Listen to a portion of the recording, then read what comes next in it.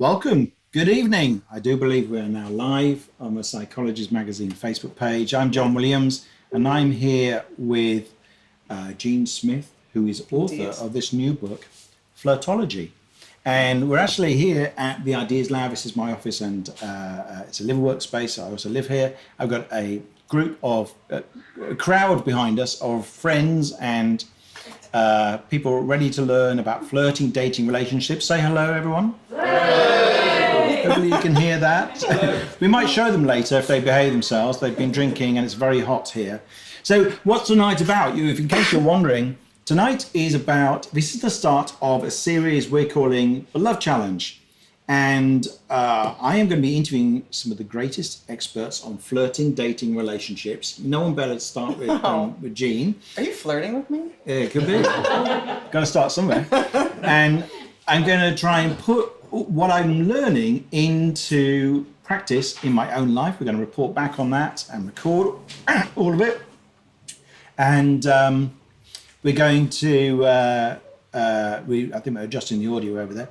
It's a last minute adjustments. And then we're going to see, I've had relationships in my life and I've been successful in other areas. I'm an entrepreneur, I'm a best-selling book. I think that's one of them behind me. It just happens to be well in camera shot. Yeah. And however, I can't say I've ever really been in love for life. Like, this is someone I want to be with forever. And I'm getting, I'm not a spring chicken anymore. So what's going on? So I want to learn why that is. There are lots of people who are finding dating in the modern age challenge. They're finding online dating is not working. We're going to talk a bit about that. Yeah. So what works, and also there's a little bit of concern. Some men are a little bit worried about how they approach women in the Me Too era. How do they do that with respect and not overstep a boundary? Yeah. I mean, hopefully people are already considering that, but let's explore that a little bit as well. So we're going to go through and by the end of it, see if I can find somebody that's right for me. And along the way, we'll of course we're going to learn lots about flirting, dating, relationships. Maybe we'll even have a sex expert. I don't know. And I'm not sure how we're going to record testing now or not. But anyway, so as I say, tonight we are starting with Jean Smith. Jean's book, this has come out pretty recently, Flirtology. Yeah, February. Yeah, it came out in February. This is Flirtology, Stop Swiping, Start Talking and Find Love. So you've got a really interesting philosophy, Jean. You are a social and cultural anthropologist. Yeah. I think you did a sort of thesis on flirting around the world. Is that right? Yeah, actually I researched the flirting behavior in London, New York, Paris, and Stockholm. Wow. And I wrote my dissertation comparing the flirting cultures of Paris and Stockholm because they were about the most opposite you could find. Wow. Yeah. Well, I'm going to ask a little bit about that later because it's really it's too tempting not to go into.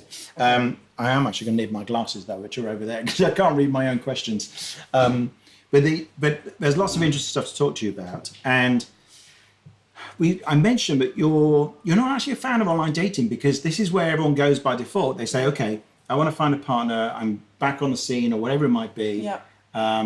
And everyone else is using Tinder and Match.com or whatever else. So that must be what I do. But actually, you're not a fan. It's not necessarily the best way to find somebody. Do you want to tell us why that is? And I think you're right because if someone is single, because of social pressure, everyone automatically says, oh, have you tried Tinder? Have you tried an app? Have you gone online? And that's the first call of port. And I think it's really not useful for many reasons. But I think one of the ways it's enticing, well, there are three different ways it's enticing. One is it's easy, right? You can do it anywhere. You can just like tap to buy food, tap to order an Uber, tap to find a partner. So this is part of the allure. But also, it makes people feel like they're doing something, like they're being productive. And I see so much energy being spent in this direction, but it's like wasted energy. And then, yeah, I mean. And you write in the book about how people they don't realize, but they are spending a colossal amount of time to get actually quite poor results. What's the average? It was something like 13 hours a week or something? Yeah, 13 hours a week. This was the statistic for online dating from a few years ago. But 13 hours a week of reading profiles, messaging would garner 1.5 hours FaceTime. Now, how many people do you have to go out with for that 1.5 hours? So it's really not a good investment in energy for results. Yeah, that's right. So you're an advocate of actually just flirting wherever you are, flirting on the street. And I love the courses. I did your course a while ago, which did help me, which was about being on the streets of London, going out and just striking up a conversation. Yeah. You know, one of the things you do is you get people to start something easy, like, can you give me directions? Yeah. Then you ask, practice asking more personal questions, like you recommend a good restaurant, and then you get people to strike up conversations in a supermarket and ask advice. Yeah. So anything is a sort of way of opening a conversation, which I think is a great way of going. Well, I don't like wasting time. I like Yeah. to be efficient. And I just think the way that people are going about it is completely inefficient. So the third reason actually why people go to their phones or apps is because they think their screens will save them from rejection. Yeah. So what I do is I teach people in that, first of all, look at what you're doing in your everyday life. Do you actually have a full life? Are you doing interesting things? Do you have any hobbies or interests? Right. When you're doing those things, are you talking to people? Yeah. So that's sort of the key. We all love the idea of, having a partner or meeting someone easily, but what's our behavior when we're in those places? Yeah. So, you came on the Fearless Flirting Tours, which was so fun to have you along. And what I do is I just remind people how to make the most of your everyday interactions, because this stuff is easy. It doesn't have to be a part-time job. You don't have to waste loads of energy. It's just being efficient. Yeah, and that's a good idea. So you're ready to flirt at any time. So I suppose a lot of people say, well, where do I go to meet people? Yeah. But are you saying it's not about going to a particular place, or should I be signing up for some sort of yoga class or something? Yeah. So what I've learned over the years, since I've been doing this for about 15 years, it's like every year there's a new aha moment. And a couple years ago, I realized that people wanted the name of a magic venue. So I'll give you the address. Just go to this place, and there are going to be so many amazing single people here. But actually, it's more about our individual behavior when we're in those places. So if we haven't done some other work first on ourself, recognizing our self-beliefs, changing our behavior, you could be surrounded by perfect matches, but you would never meet them or know they're even there. Right. So, in fact, with what I remember this with one of my private clients, something I do with my private clients is we do a bunch of steps, but at one point we make a list of how you're spending your time and where in your everyday life might you meet someone. So she came back, she's like, right, I've done everything, I've been to every place on the list, check, check, check, haven't met anyone. I'm like, okay, well, what do you do when you're there? Stand in the corner and talk to my friend? Oh, okay. Maybe that's the problem. So we have to actually do something. Yeah. I like it. Always makes me think of a Seinfeld scene where George, the guy who's never doing very well at any area of life, he's standing there talking to Jerry Seinfeld in a chemist, and he's going, "Where are the women? Where can I meet? Where do I need to go to meet the women?" And Jerry goes, "They're everywhere. Yeah. They're in this chemist right now." Yeah. And it's really just about how you actually. So can you relate interact to with people. George? Is that why you're telling us this Oh story? God, I don't want to make that association.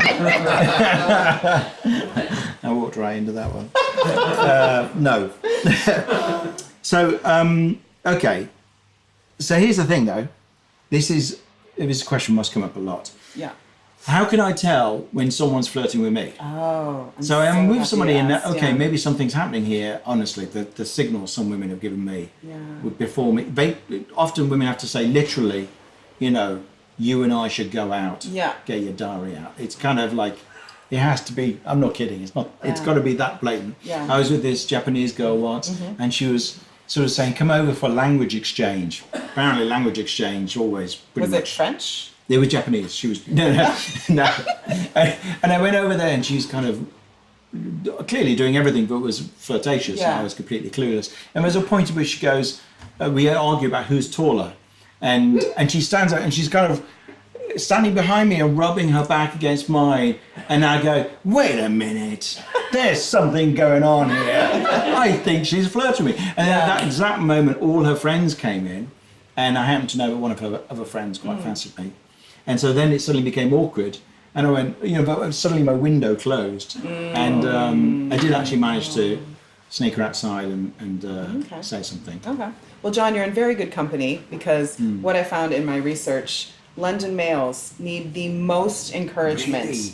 Yeah, out of all the groups, I interviewed 50 men and women, 25 men, 25 women in all these cities. And the London males needed the most encouragement out of all the groups. They would say things, so I would say, "How do you know when someone's flirting with you?" And most of the London males are like, "Cab ride home?" Cab ride to her place. Or one Yeah. guy's like, it was when Wow. her hand was on my knee, and she said, "Can you pass the salt?" in a very sexy voice. I mean, they need such huge clues. That's a clue.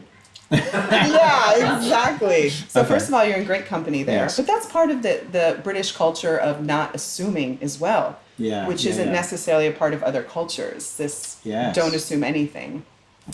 But so what I realized in my research, there were actually 6 signs that kept coming up. Yeah. So I asked people in my interviews, how can you tell when someone's flirting with you? And then sometimes I'd ask, like, what have you noticed your friends doing? Because sometimes people are happy to say what their friends are doing and won't admit for themselves. And so there were 6 things that kept coming up over and over again throughout all the cultures. And so I created an acronym called HOT APE. Okay. Which that sounds good. I've actually done a TEDx talk describing this in detail. Yes. Yeah, check it out, John. Yeah, I would. And but just briefly for us here today, the acronym HOT APE. So H is they use humor, O is open body language, T is touch, A is attention. How much attention are they giving you versus other people? P is proximity, used in 2 ways. First of all, you see someone across the room, and then all of a sudden they're there. It's Yeah. not a coincidence, right? And then also when you're talking, they're standing closer to you than the norm. Remember one London female, she's like, they're in your space. You either mind or you don't. It's that simple. Right. So that's proximity. And then, of course, E is eye contact. This was the biggest one. So it's how long they're looking at you, how often they're glancing at you, if you haven't first met. The intensity of the eye contact. So that's how you tell. Okay, that's useful. Write Yes. that down, John. Yes, I will. Well, I've got your book, so I'm going Perfect. to be absorbing and memorising it. Oh. So here's the thing. I find myself sometimes sitting somewhere, and I often think of there's an outdoor cafe near here. It's very nice by the canal. Yeah. It's my favourite place to go eat. And I see somebody like across a table who's either on her own or with somebody else. Yeah. And I have no idea what I would do. Is it Okay. even appropriate to say something? I mean, we're not, assuming they're not deep in conversation Yeah. or something like that, or with a partner. Okay. Is there an open note I need? Yeah. So a clever pickup line. I would like to address this on a couple different levels. Yeah. I'm just going to get my water. Would you like some? I think we need to do. I have my You water got here, yours, yes, okay. Yes. Right. So if I go on a tangent, remind me what this original question was, because there's the Yes. practical element, then there's also kind of reassuring guys in, the Me Too movement on what they should do. So let's start with that one. First of all, the new way is everyone talks to everyone. There's no more of this, women can't approach men and, whatever. No. Everyone can talk to everyone and ask everyone out. That's just the way things are now, okay? Because I've said so. I make it seem like, and Jean is decreed. But seriously, we'd all be better off. But what we do is we approach each other first as a fellow human being. Not in the way it has before, where it's only been men. And sometimes it's been the woman is an object. Like she's not even a human. She's like a sexual object to be conquered. So that's old school. We don't do that anymure. So with this new paradigm, John. Hopefully. Yeah. I don't John, know. I know. So we're all talking to each other as human beings first. And by the way, this makes flirting so much easier if you haven't already put all this expectation and pressure about this stranger in front of you. So pressure is the enemy of flirting anyways. Yeah. Right. So human to human. Oh, there's a human sitting outside the cafe. I'm going to ask the human a question. Okay. Now this is the next part. This was something that was not being done in the past. And that's the assessment part. So I call it test and then assess. So the test is you ask them a question like, oh, beautiful day. How's your coffee? I'm making this up. Yeah. And then you assess their reaction. Yes. And again, that crucial space had been eliminated before. It was just, I hate to say it, mostly men would just barge straight in and not even pay attention to the response. And also, I have to admit, I've been living in London for 18 years, and I have a lot of British clients, men and women. And in fact, what I find is most British men are so afraid of being that guy that they don't do anything. That's right. So in a way, this should give you freedom to actually talk to whoever you want if you do the test and assess. We can all talk to each other, but if that other person doesn't welcome it, and normally they do, but if they don't, you can tell immediately in the assessment, and then you just leave. Or you say, oh, sorry to bother you. John's writing this bit down. This is good. Yeah, exactly. Remind me later. This is Yeah, good. so it's test and then assess. I like that. So you're not kind of playing in there and then just trying to continue the conversation regardless. If you ask something and they go, yes, right, yes. Yeah. Then it's kind of... That's it. But most of the time people won't do that because people like to connect. And here's the thing, again, we don't go in initially flirting. No, we go in having a connection with the human for a couple minutes, if that other person wants to, and then you even start figuring out, oh, is there a vibe here? How's this going? And then if the vibe starts happening, then flirting will automatically happen if you don't block yourself. Okay. That's the key. You already know how to ape. We all know how to flirt. But what we don't know how to do is stop blocking ourselves and controlling our mind chatter. That's what we don't know how to do. Right.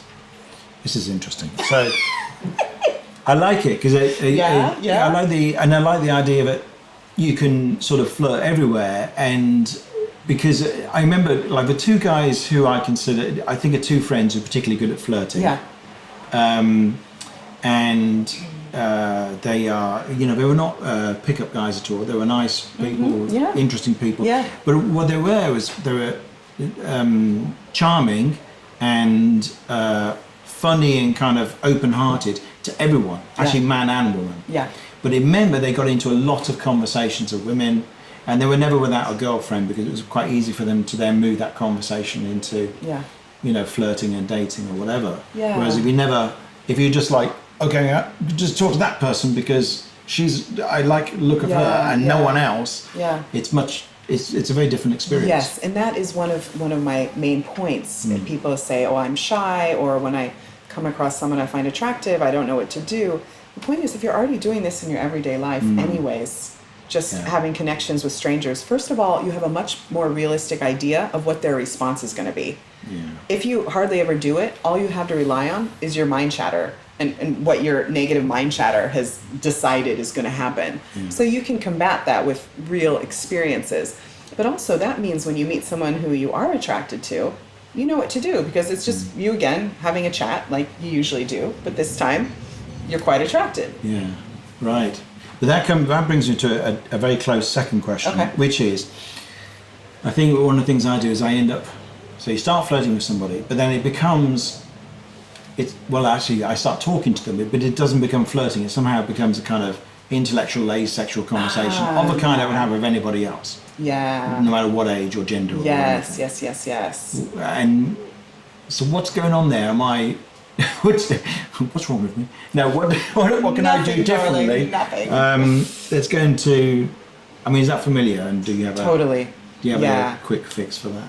No problem. This is what you need pressure. to do. Yeah. So I hear this a lot. It's basically going for men and women. Yeah, for both, but going into the friend zone, right? First of all, like with one of my male clients, he'd only had female friends, and recently he met a woman that he was attracted to, and he found himself going straight back into friend zone behavior because that's where he was comfortable. He knew how to do that really well. In a way, it's sort of like saving. This is what I've noticed. People don't mind being rejected if it's as a friend, but somehow if it's as like a sexual partner, or when you put the sexuality into it, all of a sudden that would really sting. Yeah. So that's one aspect. But it was really great going through this with him because I could just see specifically, like he didn't know which. So for example, he invited this woman to join him in something, and he's like, and bring your friends too. I'm like, no, that's automatically in a friend zone. So I was just working through with him how to specifically let her know that he was flirting and he was interested in her as more than a friend. And one of those things I picked out was when he would invite her out for the next time, to compliment her on her physical appearance. Like, you look beautiful tonight. And he's like, can I say you're looking good? I'm like, yeah, that feels better to you. You know, he wanted to like put his own spin on it. But yeah, so again, it's about the way you differentiate friendly and flirting is you have to add the sexuality part, the sort of frisson. And what I mean even more specifically by that is this person has to know that at some point you want to have sex with them. it doesn't have to be that night. It doesn't even, you don't even have to say the words. In fact, it's probably best if you don't, but you know, they have to feel, yeah, exactly. We will be bedded later. Yeah. You know, there has to be that sort of feeling. Yeah. So, well, how do you do that then? And I love having my male clients because I really have to get so specific and clear. It's not, yeah. They're like, well, anyway. So, yeah. So one of the ways is touch. Now, in the era of Me Too and actually now being more conscious of when, boundaries. Boundaries. Well done. Exactly. Perfect word.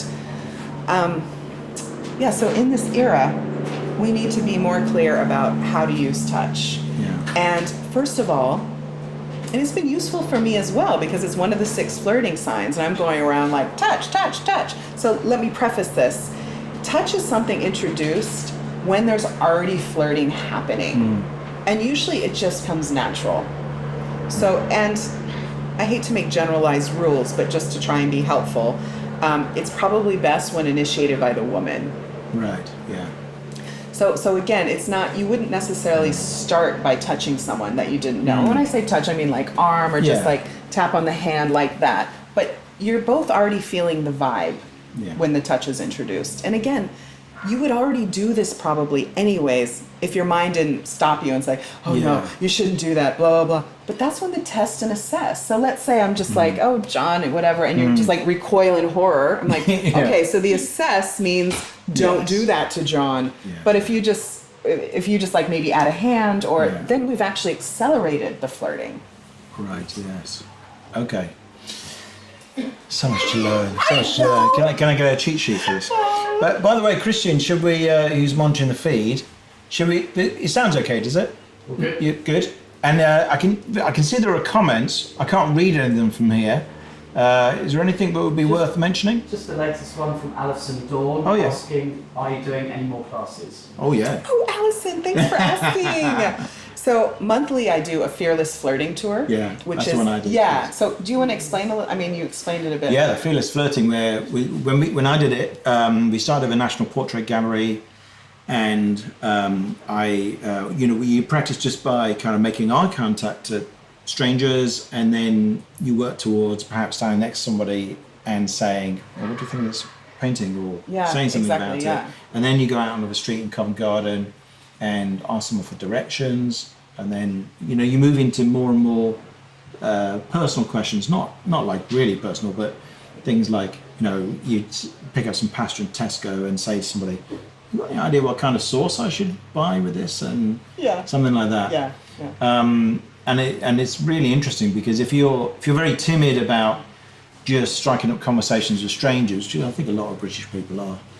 It's probably even worse in London, actually, of course, because I'm from the Midlands originally, and there's nowhere more reserved, possibly even Londoners. You might disagree. There might be other places in the world, but it's the cautiousness around it, and so it's really good for getting over that and understanding that it's okay to start a conversation with something that's quite anodyne, innocuous, and then move on to something that's both people want getting to. good signals. So I think it's great. Okay, but you actually do it out on the street. It's wonderful. Yeah. But so one other thing, as long as Alison has asked, I'm also doing a course next Saturday. It's an all-day course, and it's called Learn to Flirt with Yourself, and the rest is easy. Okay. So like everything I do, I've realized over the years of doing this, there are 2 layers to flirting. I used to only teach the top layer, which is the sort of like, hair, eye contact, and touch, and all that. And actually, it's the practical aspect. So the second half of the day, I've created this really fun activities for us to do in Regent's Park, just like learning how to interact with people and just, it's not even learning, it's sort of doing it and realizing, wow, people love interacting with me. It's so great. And then the first part is the first layer, which is, sorting through your self-beliefs. We have all this stuff clogging up our mind. And one of the things I love to help people do is I just gently shake them, and then all the ideas float up, and then we take them out and look at them, and we're like, oh my gosh, you really think, that? And where did this come from? We're like, oh, once when I was 16. And so it's really helpful just to like clear away all this stuff. Because at the end of the day, if you think, everyone's going to leave me eventually. Well, no wonder you're having problems flirting. You know, what's the point? So that's the first layer that's really important to investigate. Yeah. No, that's good stuff. And I have a few more questions. Despite my brain being baked by the heat. So we talked about staying out of the friend zone, but also I think part of the reason why I and other men stay in the friend zone is because we're not quite sure where the line is that's inappropriate. Yeah. So we kind of default to too nice and too asexual, rather than go over the top. There's some men, of course, who are the more problematic ones, possibly, will default to going over the top and being inappropriate. Yeah. Where is that line? Yeah, this is such a good question. Yeah. And again, going back to the test and assess, I think will always, hold you in the right place. But, God, my brain's baked too, John. I know. So test and assess. And And then it's easier to tell. So I guess what you're saying is the line is a bit different for every person. But there are clearly some things that you don't want to be saying straight off the, what did we say earlier? It's like, I want to sleep with you. Clearly, that's too far. Yeah. So somewhere in between is the right level, and it's partly about feeling your way through that. Yeah, and it's also, here's the other thing I was going to say. It's about, here's what flirting is. Mm-hmm. It's about making other people feel special. Yeah. And so going back to that example, when my client, really liked this woman and asked her out and then said, oh, and bring your friends. Okay, automatically, he has not made her feel special. He did that, obviously, because to not be rejected, right? So it wouldn't hurt as much because he didn't quite have the faith that she would want to go out with him. So flirting is making other people feel special. And what I've noticed is people go about it the opposite way. They try and get other people to make them feel special. And that's where they get their confidence and self-worth. That's a really dangerous game to play, having to rely externally on everyone else to make you feel good. So the way I explain it is outside of the flirting and dating arena, you take care of that. We take care of that. I take care of that daily. It's called self-care, self-love. Yeah. What can you do that makes you feel good? Then, once you, get that sorted, and by the way, we never talk about this. We just expect that I'm alive, therefore I'm fine. Yeah. So we do this away from the flirting arena. Then, when we're flirting and dating, we just can see rejection as an effective weeding out mechanism. It just helps us match. So if I come up to you, I'm sorry if you've heard this, but it's my favorite chat-up line, which I never get to use anymore. But, John, you must be a parking ticket because you've got fine written all over you. See, John laughed. I would go out with John. It's that simple. Because it's so bad. Yeah, for whatever reason. But if John looked at me like, you're such an idiot, I'd be like, which is, I guess, rejection. No, it's just I've saved so much time right there. Yeah. I haven't been rejected. I've saved a lot of time. Yes, I know. And I was flirting with somebody online once a few years ago on a dating site. And I said something that was a bit kind of quirky. And she went, I don't understand. It was just completely didn't land. And I thought, well, okay, that's a sign really. But you're probably not for me because I'm sort of humorous. Yeah, it's also the medium. It's really hard when you don't know people true. Typing and... But I've never had that response from anything I've said. It was just it's like people who you say something funny and they go, uh-huh. And that's also a sign that probably I shouldn't be with them. Right, exactly. So, or people who go, that's funny. Okay.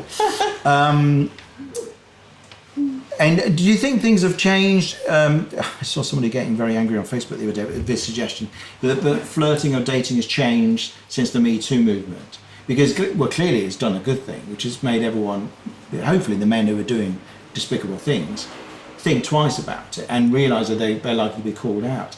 But it's also probably made men as a whole a little bit more cautious. It seems to me. It certainly crosses my mind. Yeah. And so that where that line is seems like a much more live issue than it would have done. And let's not forget, a lot of people meet people through work. So now, for instance, one I think it's Facebook or Google, I can't remember, has actually written into their code of conduct. If you ask somebody out once and they say no, you can't ask them again. They've actually made it company policy. So that's tricky because sometimes you do have to ask somebody twice. They say no and they change their mind later. So but sometimes it's a hassle. Or maybe if maybe if they change their mind, then they could ask the other person out, and that would count as one, right? True.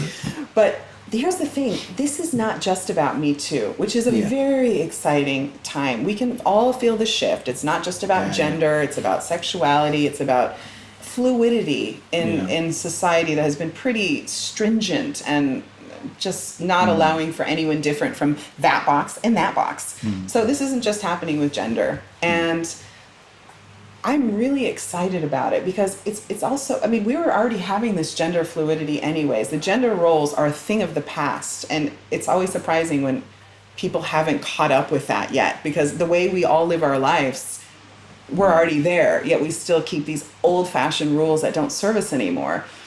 And so I would say a lot of it has to do with the choices women now make, and this has to do with economics. So I always explain the reason why the man asked the woman out was he traditionally made more money. Don't get me started on the gender pay gap, but anyways, and so, but therefore he had a responsibility to pick her up. So he probably had to have a car. He would be paying for dinner. If he wanted bonus points, he would have to buy flowers or chocolate. And then he would probably have to see her home. So that's a big financial responsibility. But he got the privilege of choice, which people don't look at it like that. To be able to choose rather than just passively sit there and just hope someone picks you, that's quite something. So these days, women now have more economic choices. And that means with that, they can ask out, they can approach, but then they also have to be willing to pay. And I think that's kind of the missing link in all of this. Right. Yeah, and then they're not judge men because they didn't pay or, you know. Yeah. So we haven't quite gotten to the right place yet.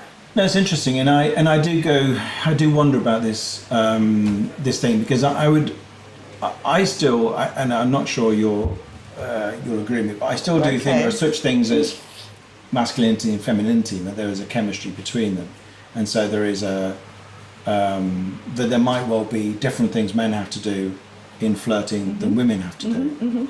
I mean, do you think there are different styles? And it's not just, I don't buy that gender is 100% socialised. There's certainly a lot of social impact in it, but it seems like there's something innate in there. Yeah, so I've just made up this number, but I feel like, first of all, men and women are both human. Yeah. And we totally don't even think about that aspect. So at the end of the day, we are all humans. And for me, that's number one, and that is the most powerful.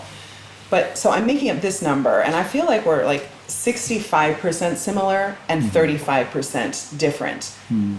But I won't go into it too much. I do feel like the 35% different that females have had in patriarchal structure has not been appreciated, and it's been kind of flattened out.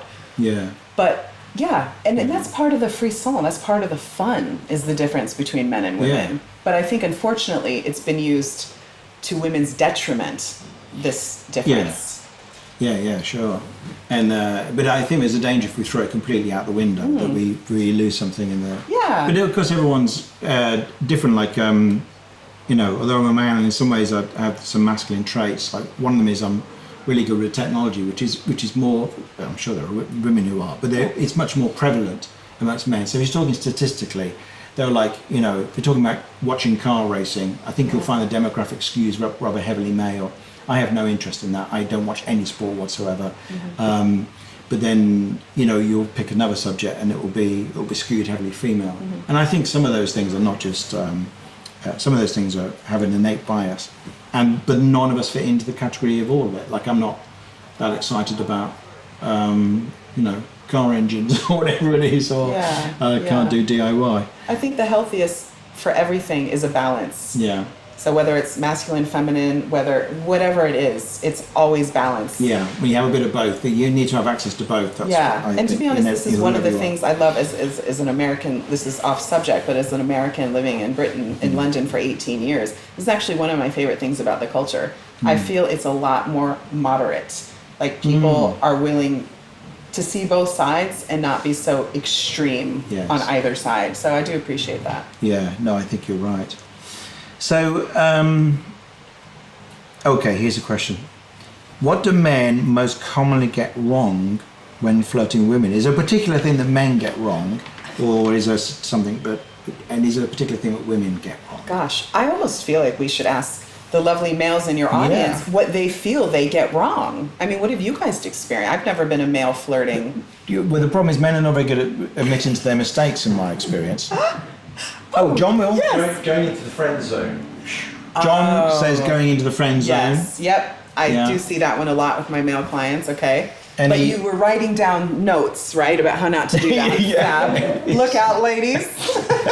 And men or women want to offer something that they know they've done wrong, imitating Kapil. You must be an expert by this point, but go on. Looking for approval. Looking for approval. I like that. Now there's a thing. Honest. I should talk about that, actually. Anyone else? I think one thing, it's a really small thing. Someone asking you out and then asking where you want to go. Yes. And I don't know, It was your it's idea. like putting the onus back on the person that you're asking. Because I think, like, the nicest way to be asked out, for me, is when someone says, hey, I really want to see this film next week. Are you free one night and let's go and see, would you like to go and see it with me? Yeah. Something like that. Whereas putting the onus back on the person who's single and probably has to do a lot of that stuff for themselves anyway, it's a really nice thing to actually take that away and just... So for people, I'll just say for people who can't hear, so Tara was saying, like, if you're going to ask someone out, have a plan, have an idea. Yeah. Don't say, do you want to go out? And then, well, what do you want to do? Yeah. But let me ask you, do you ask people out and have a plan yourself? A lot, yeah. Great. Perfect. Excellent work. Good. So, because I hear what you're saying, because it's like you're almost like hosting. If you ask someone, whether you're a man or woman, that's there's no problem there. But you are hosting. You've initiated. So therefore, you should have an idea. Nice. Now that does make me think of one question that I wasn't, but I think would be quite interesting. Yeah. And then we'll probably end with a bit of flirting around the world. But so the question I was thinking of is, I think one of the things I also get wrong is a sort of British niceness of seeking. Somebody says, Kapil says, seeking approval.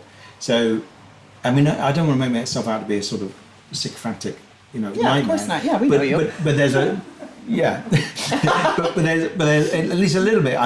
I'm too, maybe because I'm nervous on a date or something. I might go, is it okay if we sit here? There's that little bit which I do think perhaps is less attractive in a man than in a woman. It's probably not attractive in either if you do it too much.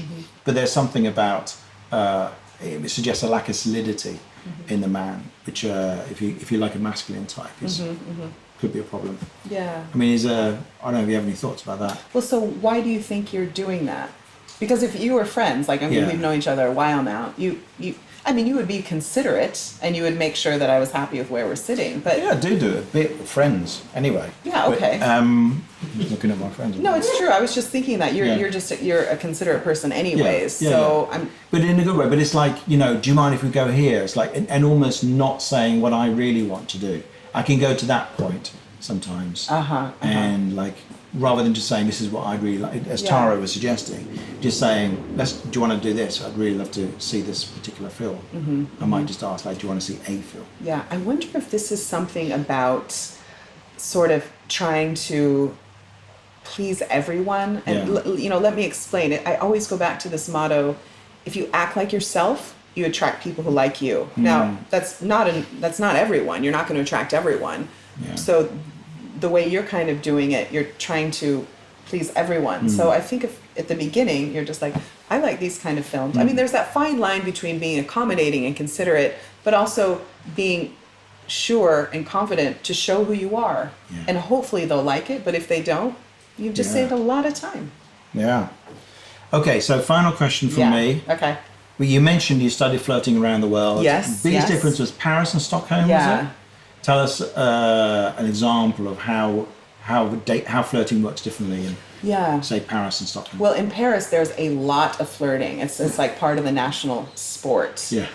They're also very strict, though, of their roles for what men do and what women do. There's not That's a lot much more classic, old-style masculine feminine. Definitely, exactly. Yeah, that's well said. Now, in Stockholm, there's not much flirting, but everyone has the sometimes privilege of doing whatever they want.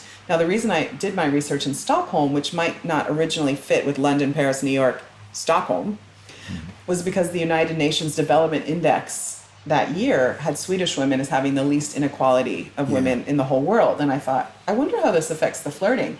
Guess what, John? When you have a society like this that isn't particularly religious, where the state pays for things that are traditionally really expensive for women, healthcare, childcare, you have paternity leave, all this sort of thing, women make these same choices as men when it comes to one-night stands, when it comes to basically everything. But there's not as much flirting going on there. As one woman said, you better choose carefully because you will be stuck with that person the whole night. So they take it much more seriously. Where in Paris, it's just like, it's just a sport, it's a game, it doesn't matter. So. Yeah, no, that's interesting. And London, how would you position London or the UK as a flirting centre relative to everywhere, you live, you go from America originally, and all these other countries? How would you characterise the British flirt? I think we should switch the lights on. It's getting a bit dark on the. Does it look okay? Yeah. There's it's the first switch there. No, the other one, Tom. Cheers. Well, we have a multicultural audience here. Like, I mean, how do you guys? Oh yeah. Rate London flirting? Like, Jenny, what's it like? London flirting. Yeah. In the mail. Yeah. How do I say that? Are they any good at flirting? Yeah, better than the Filipino. Better than Filipino men. Better than the Filipinos, because in our country, as I've said, flirting is a little bit what you call that? Unacceptable. Unacceptable. Because we are a very conservative country. Yeah, so it's a Catholic country predominantly. That's why when you say the word flirting, it's something like, let's go to bed tonight. So, Right. Yeah. So quite extreme. it's Yeah. quite extreme, but but nowadays it's getting different. Yeah. But asking between UK and Asian like us, it's better here, more liberated. So more liberal here than it is in the Philippines. It's funny, I would have thought it might be the other way around. It's got quite a Spanish feel to my mind, Exactly. the Philippines, and I thought that would be. I mean, they're pretty good at flirting, aren't they? Yes. But do you think Londoners are quite reserved then? Certainly compared to Paris, then I guess.